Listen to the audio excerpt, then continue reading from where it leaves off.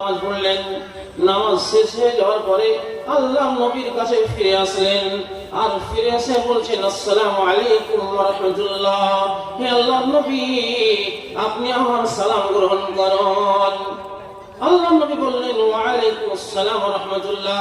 সালামের উত্তর দিলেন এবং উত্তর দিয়ে বললেন, আল্লাহ নবী বললেন, ইরজি'i ফাসাল্লি ফাইন্নাকা লাম তুসাল্লি। হে আমার সাহাবী, তুমি ফিরে যাও, ফিরে গিয়ে নামাজ আদায় করো, তুমি নামাজ পড়োনি। সাহাবী ফিরে গেলেন, নামাজ আদায় করলেন এবং নামাজ আদায় করে আবার ফিরে আসলেন, সালাম দিলেন আল্লাহ নবীকে, আসসালামু আলাইকুম ওয়া রাহমাতুল্লাহ। নবীজি উত্তর দিলেন, ওয়া আলাইকুম আসসালাম ওয়া রাহমাতুল্লাহ। উত্তর হলো এবং আল্লাহ নবী বললেন, ইরজি'i ফাসাল্লি ফাইন্নাকা লাম তুসাল্লি। হে আমার সাহাবী, তুমি নামাজ পড়োনি, তুমি যাও নামাজ পড়ো। এইরকম ভাবে আল্লাহর নবী তিনবার সেই লোকটিকে ফেরত পাঠালেন। সেই লোকটি তিনবার নামাজ পড়ে আসলেন, এসে বললেন, আল্লাহর রাসূল, এর থেকে ভালো নামাজ আর আমি পড়তে জানি না, আপনি আমাকে নামাজ শিখিয়ে দেন।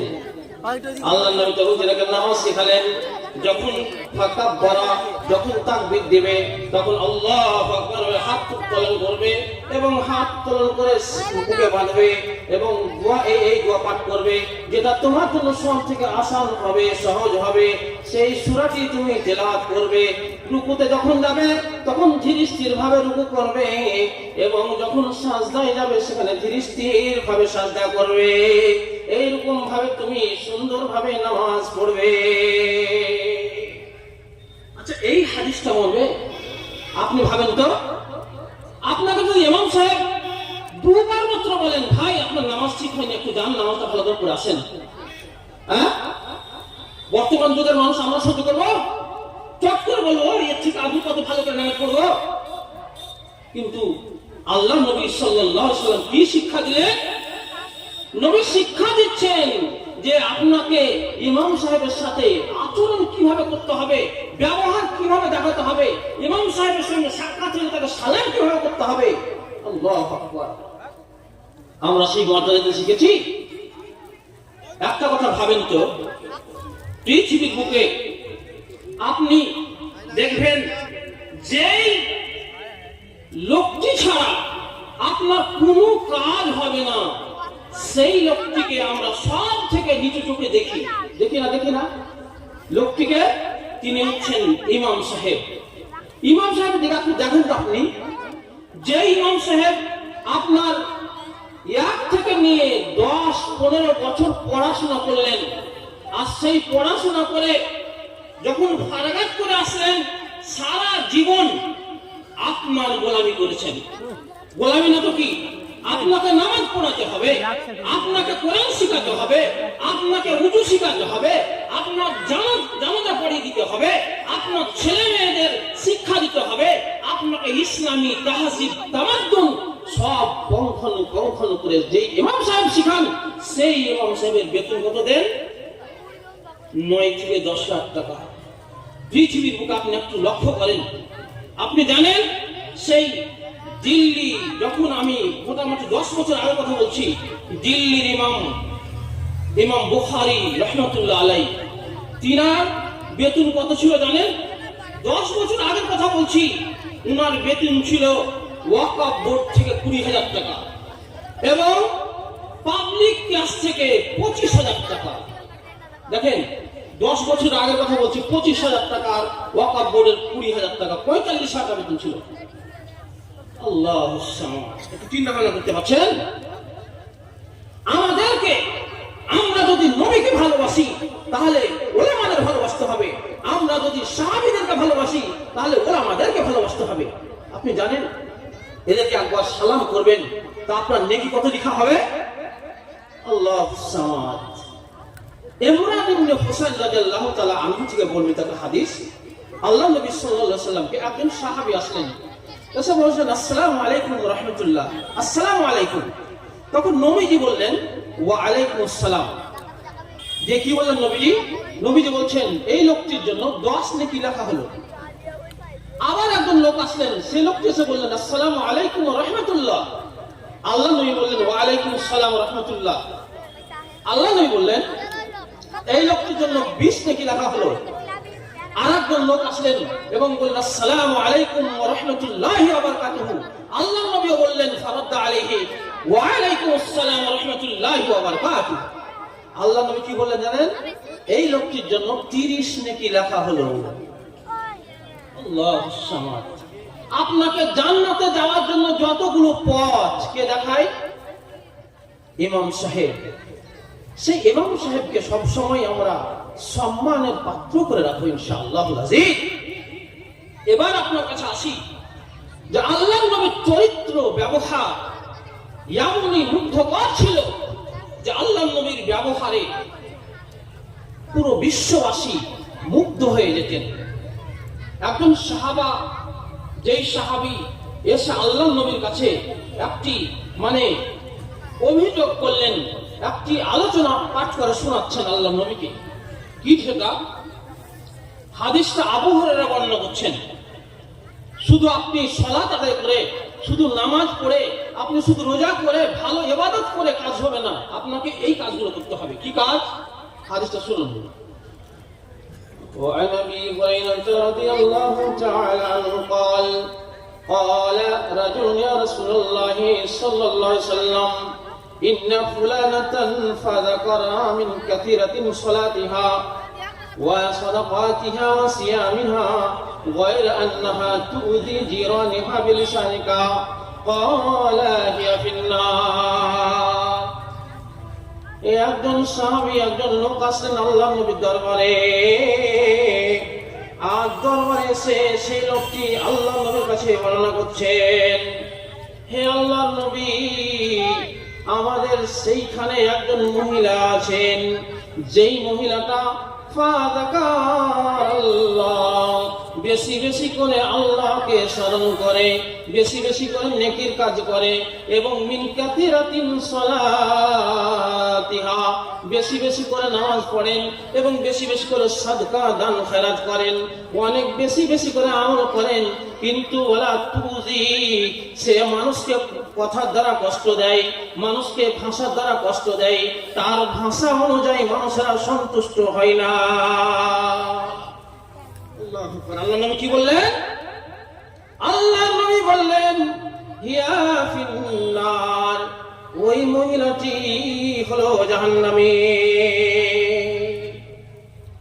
চিন্তা করেন, সালাত বেশি বেশি করে আদায় করেছেন, সিয়াম বেশি বেশি করে পালন করেছেন, দান খয়রাত বেশি বেশি করে করেছেন, কিন্তু তার ব্যবহারে মানুষরা মুগ্ধ থাকতেন না, তার ব্যবহারে মানুষেরা সবসময় সন্তুষ্ট থাকতেন না, সবসময় কষ্ট দিয়ে কথা বলতেন। আল্লাহর নবী বললেন হিয়া ফিন্নার, ওই মহিলাটাই হলো জাহান্নামী। তারপরে সাহাবী আবার বলছেন, আল্লাহ রাসূল, আর একজন মহিলা আছেন, সেই মহিলাটি বেশি বেশি করে সালাত আদায় করেন না, কোন রকম ফরজ সালাত আদায় করেন, বেশি বেশি করে দান খয়রাত করতে পারেন না, কোন রকম করে হালকা হালকা দান করেন, বেশি বেশি করে নফল নামাজ পড়তে পারেন না, কোন রকম করে নামাজ পড়েন, কোন রকম করে ফরজ সিয়াম রাখেন, কিন্তু আল্লাহর নবী সেই মহিলার কথা অনুযায়ী সমস্ত মানুষরা সন্তুষ্ট হয়ে যায়। আল্লাহর নবী বললেন সেই লোকটি হচ্ছে ইয়া ফিল জান্নাহ, সেই লোকটি হলো জান্নাতি, সেই মহিলাটি হলো জান্নাতি। আল্লাহু আকবার। কি বুঝতে পারলাম হাদিস থেকে? আমরা হাদিস থেকে এটা বুঝে গেলাম, চরিত্র যদি ভালো না হয় তাহলে আপনার কোনো আমল কাজে আসবে না, আসবে না, আসবে না। আপনাকে চরিত্র গঠন করতে হবে, আল্লাহর নবীর চরিত্র অনুযায়ী আপনাকে চলাফেরা করতে হবে। তাই তো আল্লাহ কোরআনের মাঝে মাঝে বলছেন, লাকাদ কানা লাকুম ফি রাসূলিল্লাহি উসওয়াতুন হাসানাহ। আল্লাহ তাআলা ঘোষণা করলেন, হে আমার মায়েরা, হে আমার বোনেরা, হে আমার বাবাজিরা, আল্লাহ ঘোষণা করে দিলেন লাকাদ কানা লাকুম ফি রাসূলিল্লাহি উসওয়াতুন হাসানা, আমাদের জন্য নমুনা কে? আল্লাহ বলছেন তোমাদের জন্য নমুনা হচ্ছেন জনাবে মুহাম্মদুর রাসূলুল্লাহ সাল্লাল্লাহু আলাইহি ওয়াসাল্লাম। নবী যেভাবে চলেছেন সেইভাবে আমাদের চলতে হবে। নবী মুহাম্মদুর রাসূলুল্লাহ সাল্লাল্লাহু আলাইহি ওয়াসাল্লাম কিভাবে চলেছেন? মুহাম্মদ সাল্লাল্লাহু আলাইহি ওয়াসাল্লামের কোনদিন তিনি রেগে যাননি। আনাস রাদিয়াল্লাহু তাআলা আনহু বর্ণনা করছেন যে আনাস আল্লাহর নবীর খাদেম ছিলেন। একদিন আনাস রাদিয়াল্লাহু তাআলা আনহু আল্লাহর নবীর জন্য কিছু আনতে গেছেন। আনতে গিয়ে সে খেলা হচ্ছিল, সেখানে দাঁড়িয়ে দাঁড়িয়ে খেলা দেখতে শুরু করেছেন। আল্লাহর নবী দেখছেন, টাইমের দিকে, সময়ের দিকে লক্ষ্য করছেন, এখন পর্যন্ত আনাস আসছে না, ব্যাপারটি কি গিয়ে দেখি তো। আল্লাহর নবী সেখানে হেঁটে হেঁটে গিয়ে দেখছেন যে আনাস খেলা দেখছে। আল্লাহু আকবার। আল্লাহর নবী আনাসকে ডাকলেন এবং আনাসের মাথায় হাত বুলাচ্ছেন আর বলছেন, আনাস তুমি ভুলে গেছো নাকি বাবু, তুমি ভুলে গেছো নাকি, ভুলে গেছো নাকি তোমাকে যে আমি একটা জিনিস আনতে পাঠিয়েছিলাম, তুমি খেলা দেখতে শুরু করেছো, ভুলে গেছো, দেখো তুমি খেলা দেখো। আনাসের উপর রাগলেন না, আল্লাহ বলছেন তুমি খেলা দেখে নাও। আল্লাহ একজন সাহাবী আল্লাহর নবীর কাছে আসলেন এবং এসে বললেন, وعن ابي هريره رضي الله تعالى عنه ان رجلا قال للنبي صلى الله عليه وسلم اوصيني قال لا تغضب। আল্লাহর নবীকে একজন লোক এসে বলছেন, আল্লাহ রাসূল আপনি আমাকে কিছু ওসিয়ত করুন তো। সুবহানাল্লাহ, আমরা অনেক সময় আসি না, ইমাম সাহেব কাছে বলি না, ইমাম সাহেব বলেন তো আমার এরকম 4টা ছেলে মেয়ে ছিল, 2টো মারা গেছে, 2টো আছে, এখন এদের জন্য আমি কি করব, কিছু ওসিয়ত করব না কি করব, বিভিন্ন প্রশ্ন করি না। আল্লাহ নবীর কাছে এসে সাহাবী বলছেন, আল্লাহ রাসূল আপনি আমাকে কিছু ওসিয়ত করুন তো। তখন আল্লাহ নবী বলছেন, ওসিয়ত করছেন, আল্লাহ নবী ওসিয়ত করে বলছেন, আল্লাহ নবী বলছেন লা তাগজাব, তুমি তোমার রাগকে নিয়ন্ত্রণ করবে, কোনোদিন তুমি কারো প্রতি রাগ করবে না, কোনোদিন কারো উপরে রাখবে না, রেগে কথা বলবে না, খবরদার খবরদার তুমি রেগে কথা বলবে না। কেন রেগে কথা বলবে না? আল্লাহর নবী অন্য হাদিসে বর্ণনা করছেন, আল্লাহর নবী সাহাবী বলছেন, ক্বালান নবী সাল্লাল্লাহু আলাইহি সাল্লাম ইন্নাল গযাবা লা ইফসিদুল ঈমান। আল্লাহর নবী বলছেন, খবরদার খবরদার খবরদার তোমরা কোনো সময় রাখবে না। এই জন্য রাখবে না যে ইন্নাল গযাবা লা ইফসিদুল ঈমান, মানুষ যখন রেগে যায় তখন তার ঈমানটা ধ্বংস হয়ে যায়। যখন মানুষ রেগে যায় তার ঈমানটা নষ্ট হয়ে যায়। দেখবেন আপনি ঝগড়া লেগেছেন, ভাই ভাই ঝগড়া করছেন, কোন বিষয় নিয়ে আপনার গন্ডগোল বেঁধে গেছে, ঝগড়ার মাধ্যমে আপনার রাগ টেম্পার বাড়তে বাড়তে এমন রাগ বেড়ে গেছে যে আপনি তখন আর সহ্য না করতে পারে কি করেন, অনেক সময় ভাই ভাই হত্যা করে দেয়, তাই না? বাবা অনেক সময় ছেলেকে হত্যা করে দেয়, ছেলে বাবাকে হত্যা করে দেয়। একদম আমার চাক্ষুষ চোখের ঘটনা বলছি, আমার সেই এলাকায় নিজের বাবাকে ছেলেরা মেলে টুটি চিপে মেরে ফেলেছে। কেন? এই জন্য যে বাবা সে রাগ করে বলেছিল যে আমার যতগুলো সম্পদ আছে আমি আমার সেই বড় ছেলেকে লিখে দেব। তখন এ ভাইরা সবাই মিলে কি করলো, যুক্তি করলো যে বাবা যদি সম্পত্তি লিখে দেয় তাহলে তো কঠিন হয়ে যাবে, আমরা আজকেই রাতে গিয়ে বাবাকে মেরে ফেলবো। আল্লাহু আকবার। তারা সবাই মিলে গিয়ে তার বাবা টুটি চিপে মেরে ফেললো।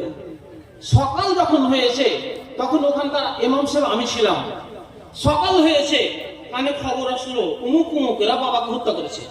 গেলাম দেখলাম নাউজুবিল্লাহি মিন যালিক, আস্তাগফিরুল্লাহ। কিয়ামত আর হতে দেরি নাই। এই কি মানুষের চরিত্র? যেই বাবা আপনাকে মানে মাথার ঘাম পায়ে ফেলে কত পরিশ্রম করে যেই বাবা আপনাকে লালন পালন করে বড় করেছে, সেই বাবা টুটি চিপেছে। নাউজুবিল্লাহ। চিন্তা ভাবনা করতে পেরেছেন? আল্লাহর নবী মুহাম্মদুর রাসূলুল্লাহ সাল্লাল্লাহু আলাইহি ওয়াসাল্লাম কত সুন্দর আদর্শের কথা বলে গেছেন, লক্ষ্য করতে পেরেছেন? আল্লাহর নবী হচ্ছেন আমাদের নমুনা। আল্লাহর নবীর চরিত্রকে আমাদের ফলো আল্লাহ নবীর কথা অনুযায়ী আমাদেরকে চলতে হবে, আমাদের চরিত্রকে সেইভাবে গঠন করতে হবে। আল্লাহ নবী সাল্লাল্লাহু আলাইহি সাল্লাম এমন ভাবে চরিত্রকে পরিবর্তন করিয়েছিলেন, সাহাবীরা দেখা পরিবর্তন হয়েছিলেন, এবং কাফিরেরা তারা আল্লাহ নবীর চরিত্র দেখে ইসলামে দীক্ষিত হয়েছিলেন। এবার আপনাকে একটা দুনিয়াবী ইতিহাস শোনাই। একজন বিশ্ব গায়ক যার নাম হলো কেরিয়ার স্টোফেন। কি বললাম? কেরিয়ার স্টোফেন। সেই কেরিয়ার স্টোফেন 40 বছর ধরে গান করেছে। 40 বছর ধরে গান করেছে। শেষ গানের মেহফিলে সে গেছে। সে গিয়ে বিশাল প্যান্ডেল করানো হয়েছে এবং সেখানে উর্দাঙ্গ নারীরা, যুবতী মেয়েদেরকে উর্দাঙ্গ পোশাক পরিয়ে সেই কেরিয়ার স্টোফেনকে আপ্যায়ন করার জন্য তাকে দিয়ে আসছে। মেয়েরা সবাই নাচতে আসে, তারা নাচানাচি করছে। কেরিয়ার স্টোফেনকে তারা আপ্যায়ন করার জন্য হাত ধরছে, সবাইকে ঘাড়ে হাত দিচ্ছে, এরকম ভাবে নিয়ে আসতে যাচ্ছে। হঠাৎ করে